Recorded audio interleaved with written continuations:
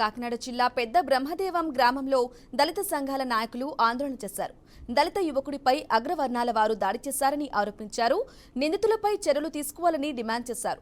6 నెలలు చాపల విజయ్ కుమార్తో ఓ యువతి ప్రేమలో ఉందని తెలిపారు. దీనిని సహించలేక అగ్రవర్ణాల వారు అతనిపై దాడి చేసి కొట్టారని వారు ఆరోపించారు. నిందితుల్ని కఠినంగా శిక్షించాలని వారు పోలీసులను కోరారు.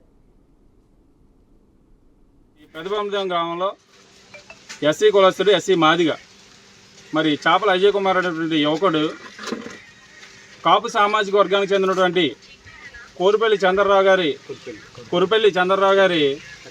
చక్రరావు గారి కుమార్తె మరి లక్ష్మి అనే అమ్మాయితో గత 6 నెలలుగా ప్రేమ వివాహం జరుగుతూ ఉంది. ప్రేమ వ్యవహారం.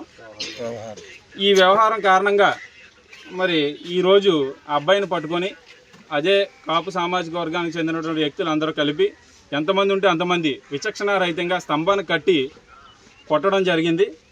మరి ఇదే కాకుండా ఆడవాళ్ళు కూడా కాపు సామాజిక వర్గానికి చెందిన ఆడవాళ్ళు కూడా ఇతను తక్కువ కులస్తుడు మాదిగ యువకుడు, ఈ తక్కువ కులవాన్ని మనలో చేర్చుకుంటామా అనేటువంటి ధోరణితో అతి దారుణంగా కొడుతూ రక్తాలు వస్తూ ఉంటే బకెట్లతో నీళ్లు పోసి మరీ కొట్టడం మరీ దౌర్భాగ్యకరమైనటువంటి విషయం ఇది.